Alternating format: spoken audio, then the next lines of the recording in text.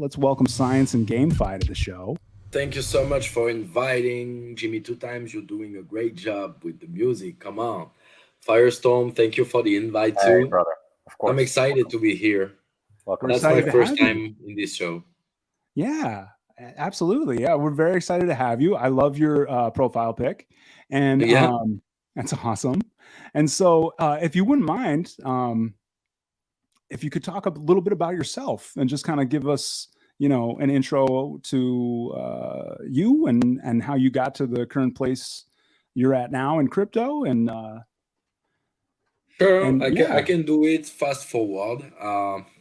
My first steps into crypto, um, I assume it was in 2016. I was, sure. or 2017 maybe. I was mining Ethereum, and um, I sold all my bags when Ethereum hit $9, and I was like, "Oh man, I made a very good move here. I made a lot of money, but a few years That's always later, good.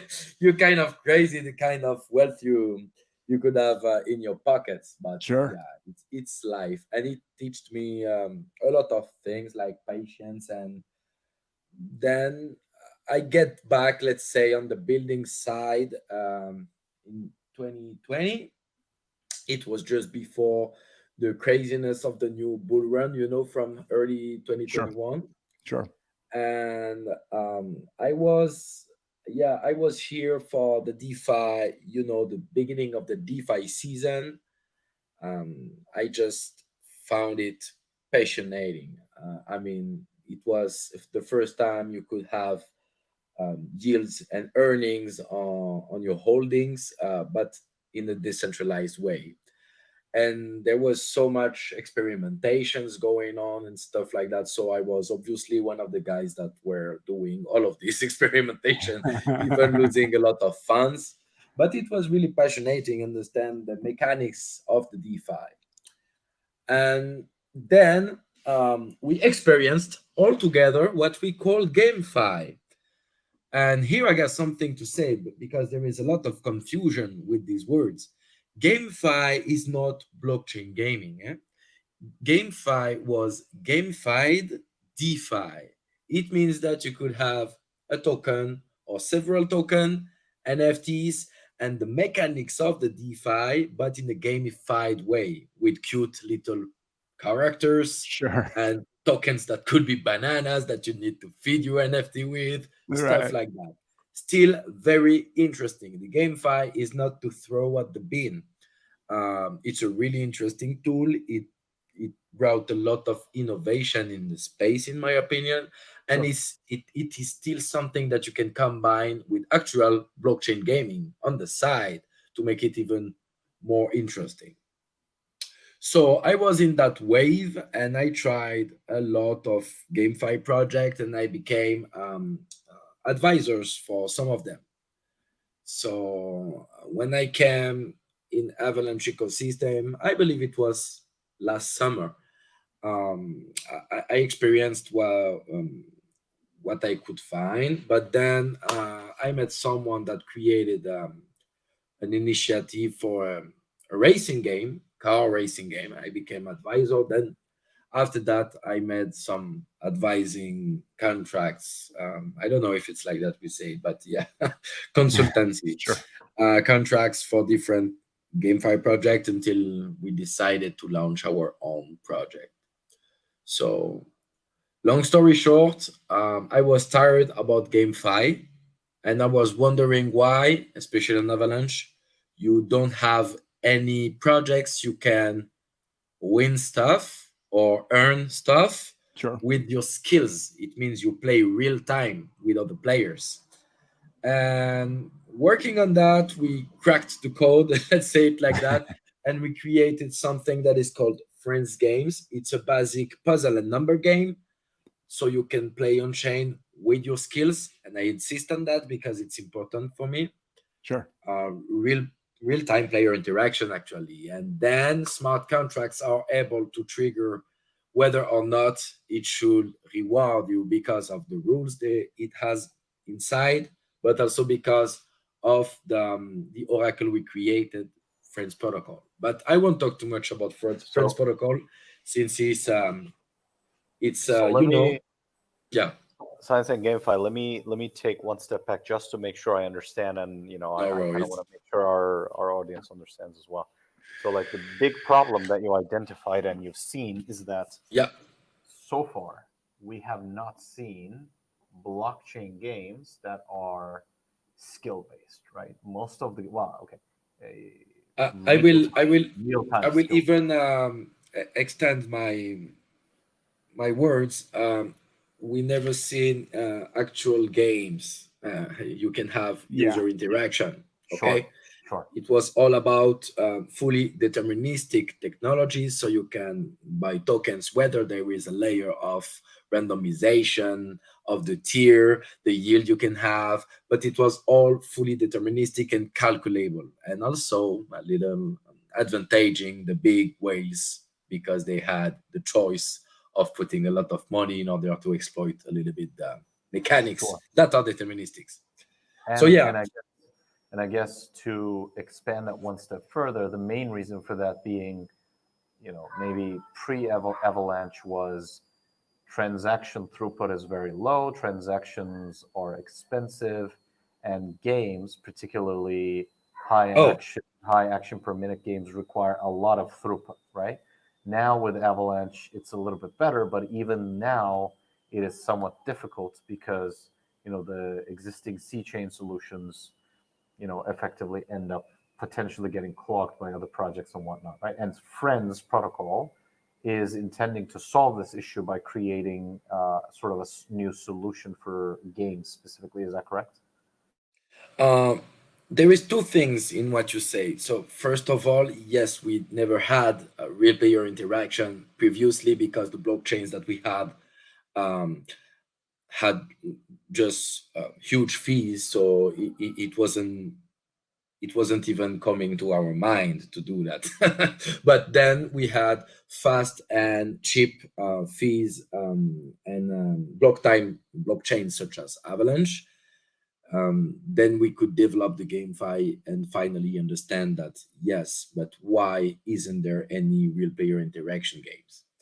So Friends Protocol came out of the idea of Friends games. First, we wanted to create a game with real player interactions because we couldn't, because of the nature of blockchain. It forced us to create it, to create Friends Protocol. And then I decided, yeah, but we shouldn't keep that for ourselves. We are not even a big game studio. We should just open that technology for the greater number. I mean, it's But kind of Friends, funny because almost all big and successful products that I know of, are born out of a person trying to do something like existing tools or existing solutions sucking, and the guy's basically saying, hell with this, let me create something better, or let me fix the missing piece, and that becomes the next success story. So in that sense, I think very interesting journey. And I guess, is it fair to say that the Friends protocol effectively is like a game specific Oracle solution? Is that correct? yes, correct. And as you said, we retrospectively, I don't know how to say it, sorry, retrospectively, it was indeed because we solved the problem for ourselves on Friends games that Friends Protocol was created. It was never intended to be something at the beginning. But Sure. then yeah, it's something we really want to open that technology to the greater number because it will open a new era, the era of easy, um non-deterministic games. I mean, interactive games. um One last word on that.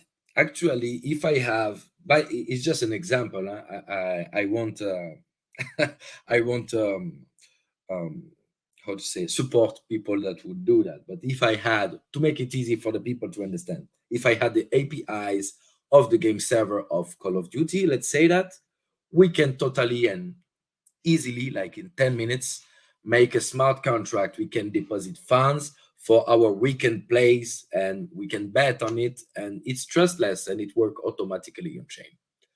So at the end of the day, it makes one of the use case possible, uh, paid pay in lobbies possible for any games. And yeah, that's something that should interest both Web3 native games, but also in the near future, existing Web2 games that would like to onboard safely the Web3 ecosystem. Because at the moment, it's a candy for them. But sooner or later, there will be a big Web2 game that will make that transition, and it won't be a candy. It will be a painkiller. You will have to be there. Right. Yeah, that actually brings up in my mind, like, what do you think from Web 2 game, like what feature from Web 2 gaming that hasn't been implemented into Web 3 yet would you like to see going forward? Uh, Okay, that's something I love to talk about because that's something I spent time in the business meeting talking about, and I feel like I didn't find the right formula to talk about it, and people don't understand it yet on the Sure. Web3 space. Because on the Web3 space, a lot of projects start by selling NFTs so they can have funds in their pocket in order to create the game journey they like. But in fact, what I try to sell to the people I'm talking to is that, okay, let's stop everything. On the Web3, that's great. You can create games and stuff, but we are limited in terms of user base because let's just look of what works on the Web2 classic gaming space. Um, right now, the free to play system um, is epic. I mean, Yeah. there's no system more economically reliable than free to play, Right. and it's really difficult to understand that for Web3, let's say, native builders because of where do you find funds to start? But in fact, with Frens protocol, you can create an architecture free to play, and if the player makes certain tasks or the tutorial or a certain score, you're gonna propose him, not mandatory, but he can claim an NFT on chain, and the oracle will make sure he made these tasks. So that NFT can be something you can play with, whatever, or it can be just a coupon code to have a discount on your NFTs or your tokens, whatever. It's Right. in the end of the builders to create an architecture and a game journey for their players. But it opens, let's say that Friends Protocol wants also to position itself on that. We can create for both Web2 and Web3 um, games a game journey that will start on free to play model and Sure. also allow the people interested in because don't think they are dumbs, even Web2 players. The day they understand they can have ownership on the assets they worked so hard in the game to have, Right. they will do it. Right. And if Right. they don't, they will see their neighbor selling this word for so much money. What the fuck? I should do that. I made that, that mission, that quest too. So yeah, basically that's the whole point, and you cannot do this process without a solid oracle solution. Of course, we are not the only one, but we are Web3 games native, and also we have a business model, an economic model that is really interesting, I believe, for gaming companies because the token that is used to call the oracle is stable in price. That means Oh, okay. let's dream a bit. Yep. Ubisoft or Nintendo wants a contract with us. They have forecasts and visibility on exploitation costs. It's not like certain other oracle. I'm not saying the names, but you can have a bill 1 month of 5,000 and the months after 15,000, but with less request just because the token is submitted to market fluctuations. Sure. That's a pity, you Sure, know? sure. No, I mean, again, once you have the tech working, that part, especially, especially given this state of Web3 gaming right now for folks who want to use your product is going to be critical because, as you know, most of the games that are being developed are, games that are either self-funded or that are raising capital, and they're not raising AAA size capital, right? I think the biggest game raise that I've seen to date was Gunzilla Studios, and they raised like 40 million, and even 40 million, probably 42 million maybe, is small numbers when it comes to AAA. And it would really matter for games to know exactly how much their infrastructure is going to cost on a monthly basis, right? So in that sense, I applaud that design. I'm gonna say something here. I'm like a free speech guy. It's not. There is people that can be pissed about what I say, but I met a lot of gaming projects, even with a huge capital, but they are and they should concentrated on their game server architecture, 3D, physics, gameplay, and all that stuff, and they have no idea on how to connect it to the blockchain.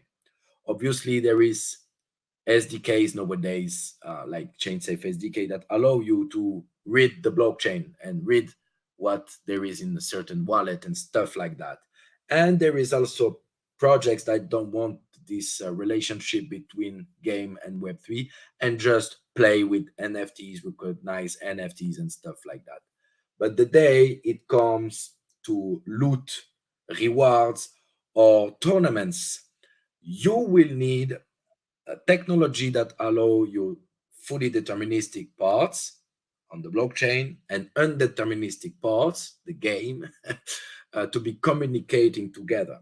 I mean, I give you an alpha. We are talking with um, esport companies, and they told us stuff that are really shocking for us Web3 natives.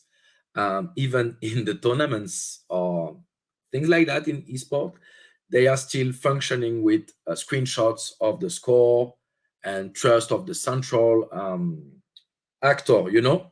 So that's kind of crazy for us. And when we talked about this, the fact that you can put everything on decentralized contract is not important maybe for the company, but maybe for the players and the esport team, it's important because they see the transparency and that all the funds are in a smart contract and distributed automatically and everything is on chain. I mean, it brings first a layer of ownership, but also a layer of trust. And I couldn't believe my eyes seeing that there is a lot of esport companies still working with Excel sheets or screenshots. So that's kind of Sure. crazy, man. Yeah, that is crazy. It seems like, and it's funny because I mean, your PFP. It's not just a clever PFP. I mean, you guys are basically like establishing the missing link between Web 2 and Web 3 gaming. You know what I mean? At least was what it sounds like to me. Because me, I can only speak for myself, but I'm a traditional Web 2 gamer. You know what I mean? That's where I come from. And you said it. I mean, the games need to be good. There can't just be a GameFi element or a blockchain element or an NFT. The game has to be killer. And the way it implements Web3 is like that. Those two connect. Those are the connecting tissues is basically what I'm trying to say. So it shouldn't be separated stuff. right. Web3 should just be a layer that can be easily imported on existing products. Exactly. I will give you an example, and this is what a lot of people don't understand when I meet game teams. Okay, Sure. what I propose is not to do everything on chain. What I propose is let's take the best part of Web2 games nowadays and even the microtransactions with credit cards and stuff like that. But at the moment in the server, you made that quest or you looted that sword, it's in your game server. So you can give the choice to move it from the game server to the chain on the wallet of the player. It won't change on the UI, but you just give the choice to the people on what they worked for. And I think that's the future of gaming, honestly. Absolutely. One thing, okay, that's pretty alpha too, but using that system. What do you got? What do you got? You know, today on Steam or um, Play Store or Apple Store, you Sure. cannot put Web3 code into your game, or it will be banned. But Oh, with a clever Oracle solution, you can let people play the free to play game and even pay with credit cards for objects or chests, and then you can let them claim it on chain with a separated website and the Oracle solution. You're not crossing the line um, in these stores, sure. but you add that Web3 layer on the other side while still profiting from microtransactions and credit cards, fiat Yeah, transactions. right. You don't have necessarily to teach your people to use cryptocurrencies. That's, to me, that's mind blowing. I will win the day I can make it mind blowing for the people I'm telling Right. it to. Oh man, All that's right, crazy. but first thing first, um, all we talked about right now is technological layer. It's not meant for the great public, Sure. but we have a product called Friends Games that people can play right now. It's already available, and Is they it? will have, yeah. It's a puzzle and number game. It's free. For the whitelisting period, people could play, and if they make more than 10,000 in score, they are whitelisted for NFTs. And if they make more than 15,000, they earn zero point 0.5 AVAX on their wallet straight away, trustless. Ooh, Wow. And okay. Do we have the link for that Yeah, we is can that share production? on Do we have a screen? link for that? yeah, friendsgames.com. Yeah, I'm You trying. can. We're gonna run it on the screen. Our producer will get that on screen for you in just a second here.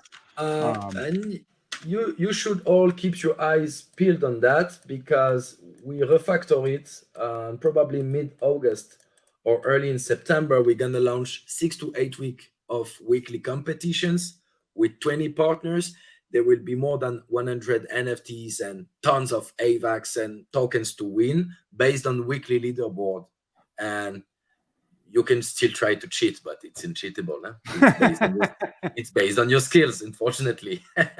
Well, if anybody's been paying attention, it's not a bad time to win some IBAX. So, um, yeah, I mean that's and we just ran the website, so it's friendsgames.com, and I'm sure we'll run. Friendsgames.com, yeah. Soon you will be able to start this leaderboard competition, totally free to play. And if you win, there is tokens, AVAX, lots of NFTs. And we're going to do that as a promotion for 6 to 8 weeks to prepare the minting of our NFTs. And after the minting of our NFTs, we have advanced mode. And now, after that, no joke anymore. That will be crazy. The holders of the NFTs will be able to play pay in entries lobbies. It means I can enter a lobby for one AVAX, and Sure. if I win the party, I make X15 on my AVAX. The second one makes X10, and etc. until the losers lose their bet. Sure. That's the first main stuff. We have different paid in lobbies, different pricing. And we have also a system where players, by playing, can mint tickets. That's referral tickets. It's basically a Gen 1 NFT. They can invite people and win 1% of their yield, or they can just sell it on the secondary, and it makes them another way to earn money. That's I'm, the I'm I'm into all. I mean, I'm into all of this. Yeah, This all that's the sounds great. referral system we want to build, and we hope it will make our servers crash. And if that's the case, we will probably release other type of games. At the moment, it's very focused on hyper casual Sure, gaming, but sure. if that works and our lobbies and stuff like that work, we might. I don't want to say too much in the chat. My I get it. co-founder say shut All my good. mouth, but okay. Well, can production? Can we run the website again? because I want people to be able to. All right, so chat, you heard it here first. Let's go break these servers. You know what I mean? Science and GameFi has given us the okay. He wants us to break the servers. All right, so head on over. The moment you can go and try, if you make more than 10,000 in score, you will be whitelisted. But I advise you to just follow us on Twitter and stuff like that. Keep your eyes peeled and participate to the free leaderboard competitions that will come. Definitely. And we have your Twitter on screen for all our viewers and our replay viewers right now as well. So this is awesome. And Firestorm, did you have any other questions? No questions. I just need to beat the game and be #1 score, but that will probably take me a few minutes. So we'll talk after. Yeah. You got to report back on that one, because I actually think you will do it. Science and GameFi, man. This is like so much information to go through. My brain definitely got bigger today, but I loosened up my hat before the show, so I was prepared, so I can still wear it, because I need a haircut. I don't want to show you guys this broccoli head that I got going on. I know that's a lot, but in fact, for the public, it's really easy. Just follow Frens Games, see what's happening, and why not putting money in your pocket for free entry. Okay, perfect. Well, hey, let me ask you 2 more questions. The first one is, will you come back and talk to us more as the game develops, as everything develops with Frens Protocol and Frens Games? Will you come back? Sure. And, can we play on the channel? Will we be able to do that sometime? Oh yeah, definitely. If you want, when we launch the free leaderboard competition, that is a promotional tool for us, we can definitely play on the channel. Let's go. And we're all about it. We got a new segment. It's called Dexalot Got Game, and it's for Web3 gaming exclusively. So we should plan one, man. We should put it on the calendar and make it happen. I'd love to do it, and I know Firestorm would too. So no problems for that. I mean, Firestorm can contact me anytime, and even if you need someone to open his mouth on gaming in general, not necessarily on my products, I'm still open to do that. So we'll get them going, man. We appreciate it. Well, my second question before you leave is, I'm gonna play some music in a few minutes. We're gonna do some talking about some Dexalot related stuff really quick. But do you have any music you'd like to hear in the mix when I get back on the turntables here? It looks like there might be these days I'm listening to a song. It's on the Bag Raiders album, Snake Charmer, the remix by Cation. Okay, all right. I'm gonna have our producer fetch that for me from the World Wide Web, and then we're gonna get that going in just a few minutes. But I just want to thank you, Science and GameFi, for joining us today on the stream and dropping some nice Tuesday afternoon alpha, some Web3 gaming info, and I got smarter. My brain is bigger. So yeah, dude, please come back anytime. And when we're closer to the game being done, coming out, let's definitely come. Let's plan a gaming stream and make it happen. All right. Thank you so much for inviting. That was really nice. Production is on point. I love what you do, guys. Firestorm, thank you so much for the invite too. Of course, man. Thanks so much for joining, bro. We'll see you next time. Take care. See you next time. Bye-bye.